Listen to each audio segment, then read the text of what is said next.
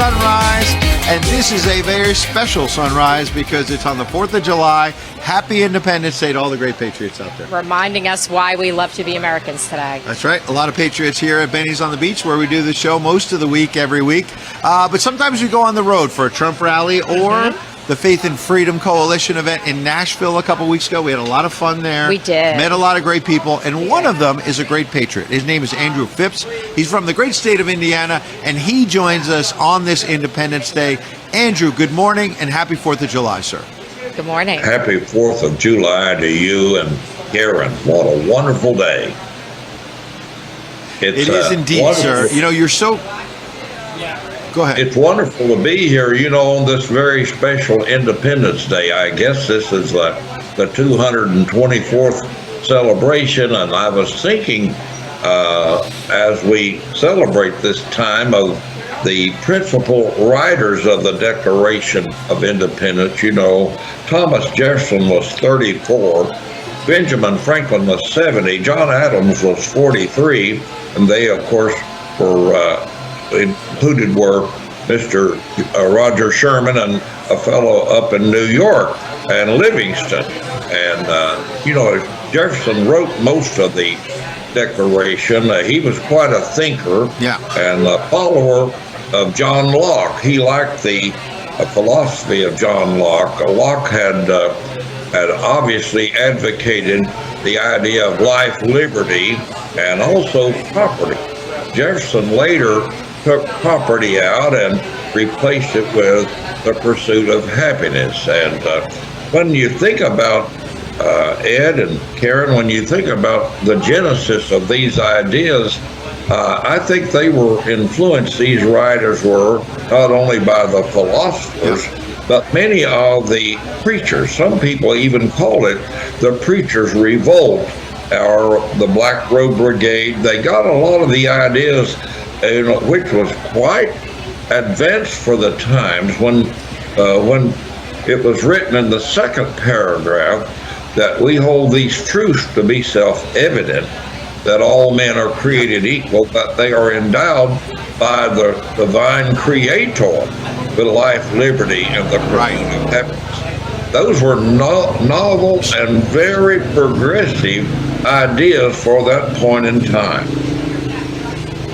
Absolutely. Very progressive for that point in time, and look at where we are now. And I loved meeting you in Nashville at the Faith and Freedom event, and you know, remembering why God is so important in this country, why it's such a big part of the foundation and the faith that we all have as Americans, and how much of that faith has been lost. Do you think people are coming together and having more faith now that we've been through some of these, you know, tragedies over the last, you know, over a little over a year?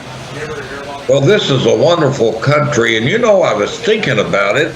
Many people probably know it, maybe some don't know it, but John Adams and Thomas Jefferson died on the same day, 50 years to the date, 18 and 26. Adams said that Jefferson still lives.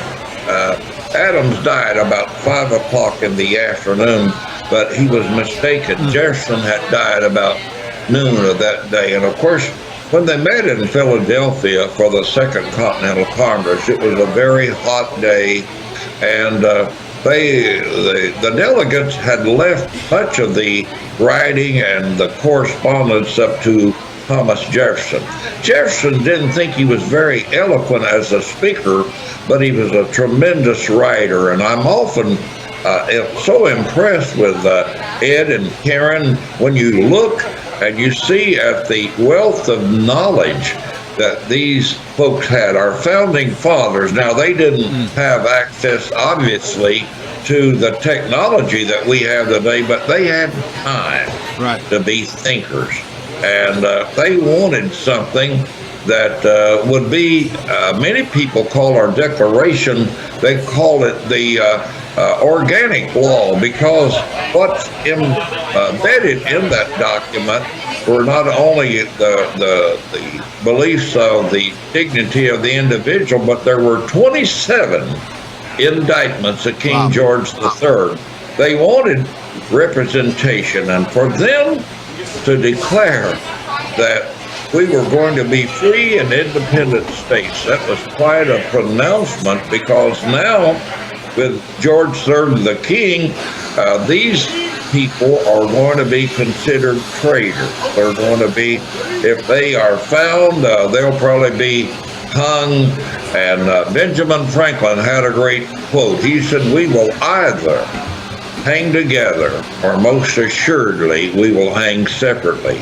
And I think on this time in our own history that we have to hang together for those of us who believe in traditional values, who believe in the Judeo-Christian ethic, who believe that we are an exceptional country. And I believe that wholeheartedly. Too many people have died that we could have freedom. And I just saw where the